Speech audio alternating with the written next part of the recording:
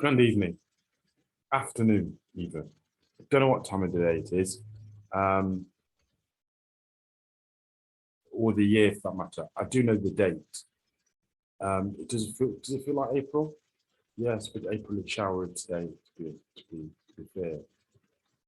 Just a quick post.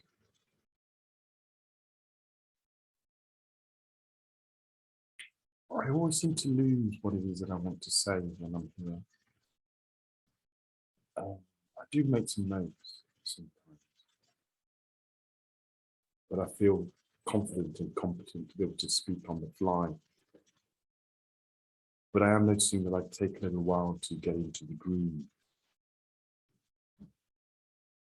of things. Everything that I do takes a little while for me to get started. I'm just noticing I've got my glasses, decorating glasses on. Looking to do so. I have been doing some bits and bobs in between. Anyway, what do I want to talk about today, very briefly?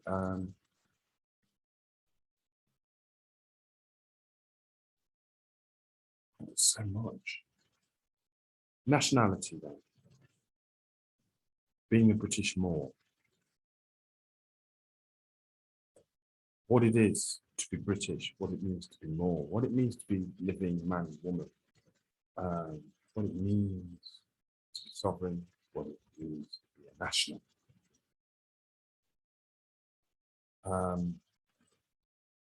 It's changing and has changed for me as I comprehend what these terms mean. I'm going to share a screen in a moment, something that I've been watching, which is linked to international treaty and constitution, and comprehension and cognizance of them in relation to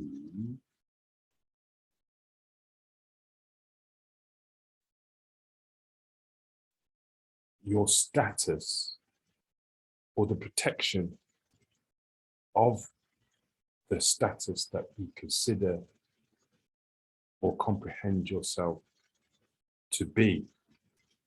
So if I can find a shorter and easier and simpler way to say this. Okay. In order to rebut, to,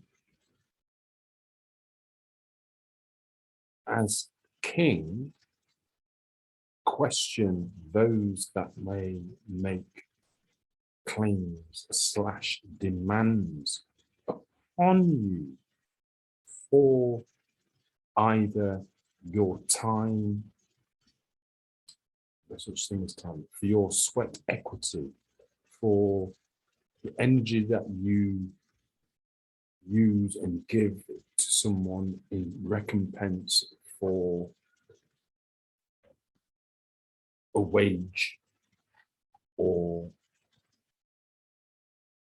compensation, in order for you to be able to acquire, purchase food, water, electricity, gas, sometimes air, medical facilities, entertainment, political activities, etc. All forms of human activities. So when that is interfered with, what can you do? When that's been interfered with by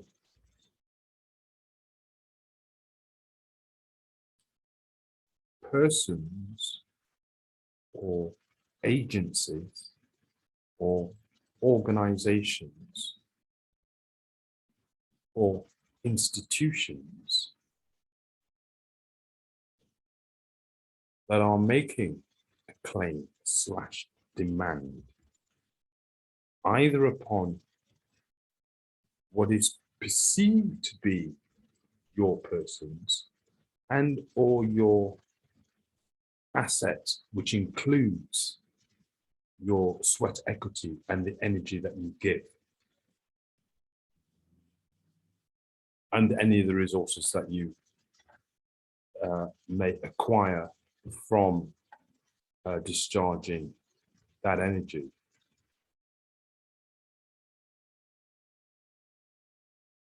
There are a couple of things about that, but when that's being impinged upon, when your capacity, when one's capacity, when my capacity to do that is being infringed upon, being impinged upon, when somebody wants to take control of me, of my sweat equity, and to profit from it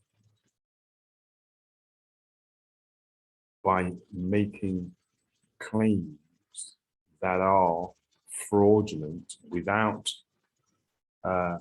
equity, without authorization, without jurisdiction, then once one comprehends that that's what's occurred, then one needs to be able to challenge, rebut, and to then make a counterclaim for the damages that have been caused as a consequence of a fraudulent claim. So, but there are instruments to use to resist, instruments and processes to resist those agents, those organizations, those institutions, those persons that will seek to do that. So that's where I've been of late, and working out, making the links and the connection, and how to protect myself, to protect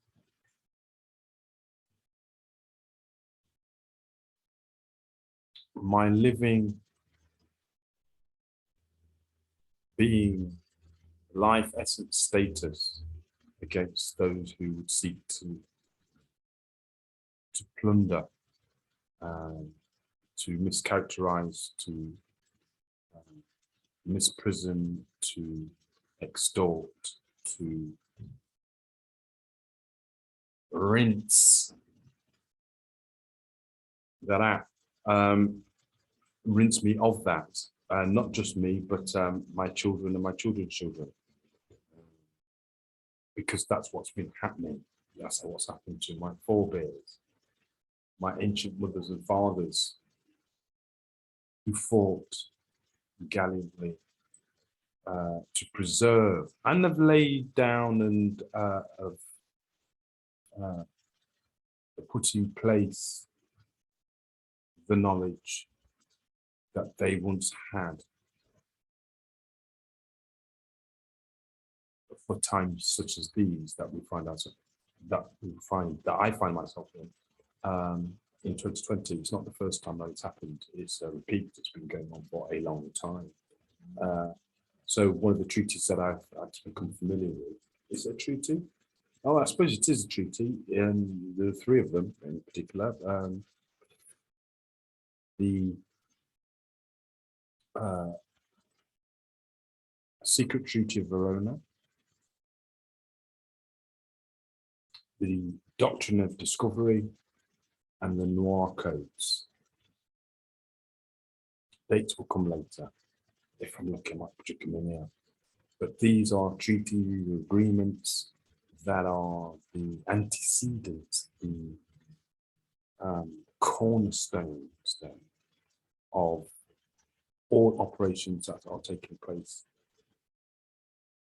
to get today, in all forms of human activity.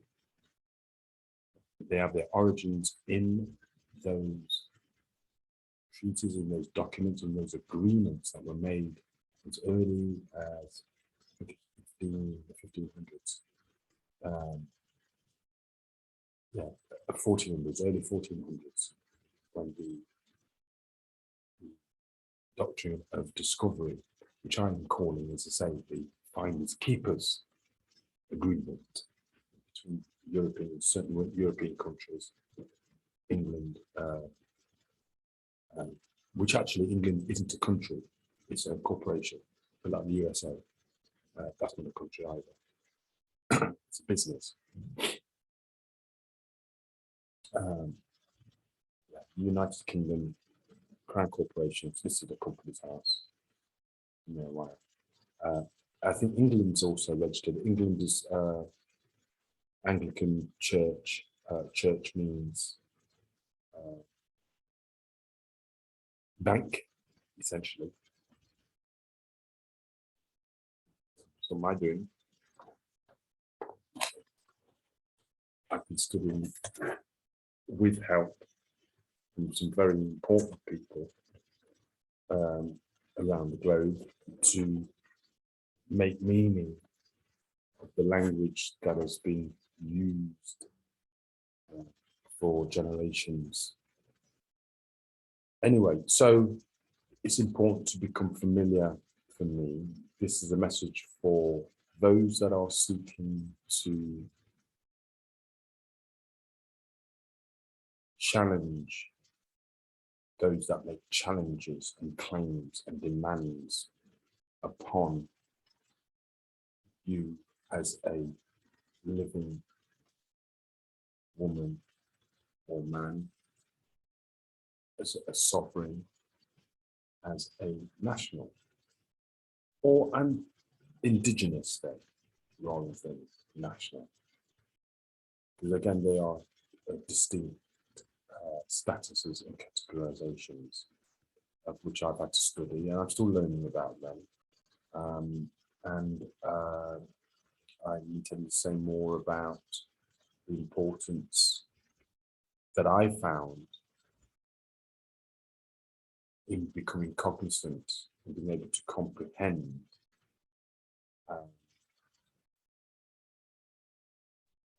international treaty and constitution, and how and in what ways they have been breached, and how those breaches are manifesting today in the operations and in the ways in which we organize ourselves in the name of Western democracy, in the name of capitalism, in the name of religion, in the name of education, in the name of mental health, in the name of entertainment, in the name of sports, etc. So I'm going to be saying more about that as time goes on, with the purpose actually of restoring the mindset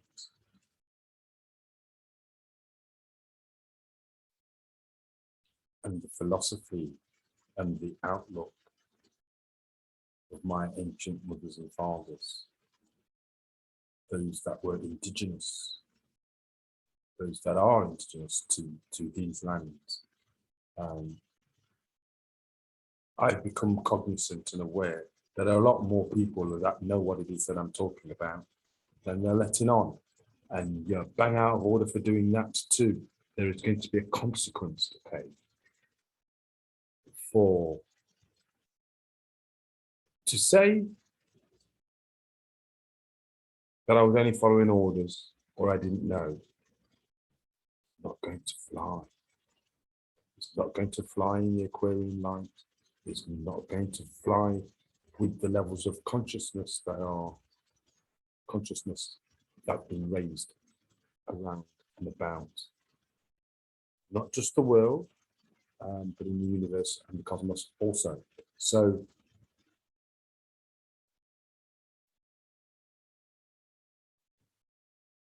yes, I'm going to be saying a little bit more about that as time goes on. DRC is is here. I'll be saying a little bit more about that as time goes on, about how it is that DRC in conjunction with the British more society, or yet not named fully, how it can help other melanated people, other British people, to learn how to become cognizant, to be able to comprehend that which you need to do in order, with heart, with sincerity, in honor, respecting the ancient mothers and fathers, respecting the elements of fire, air, earth, and water, respecting and resurrecting true knowledge,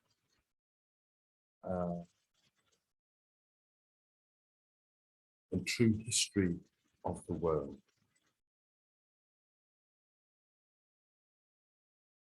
And its relation to the cosmos. That's what the RC is here to do. And it won't be based upon my opinion, or anyone's opinion for that matter, based purely on facts. So there are certain things that, the idea of being more as an example, people are just going to have to get over themselves with that one. The notion of being more around a long time. Being British, you need to get over that too. No, I didn't do it. I wasn't anything to do with me. That's fact. You need to get over it. In terms of who the indigenous are to these islands, and where their descendants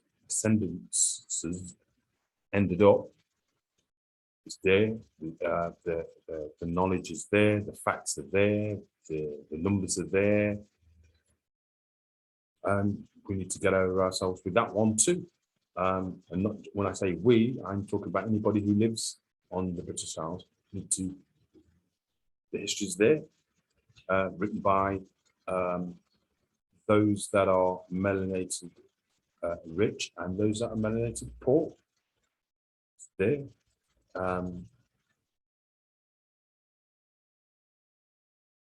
So yeah, I'm going to be saying more about that, but putting that together in a way that, as I say, for me, that enables people to step into who they really are, for Moors, for the British, to be who they are, to know who they are, to know their pedigree, to know their lineage, to know their history, to know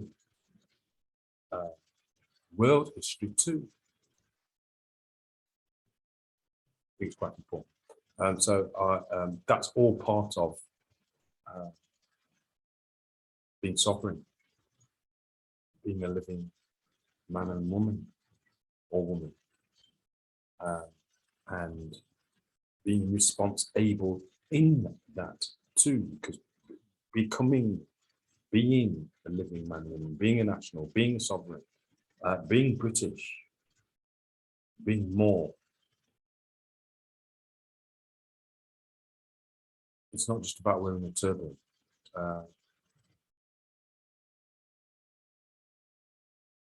In fact, that's got very little to do with it, actually. It means there are responsibilities that you have to your fellow living woman and man, to the earth, to the environment, to our ancient mothers and fathers. On that note, we'll get finished. May your ERP remain strong. Till the next time.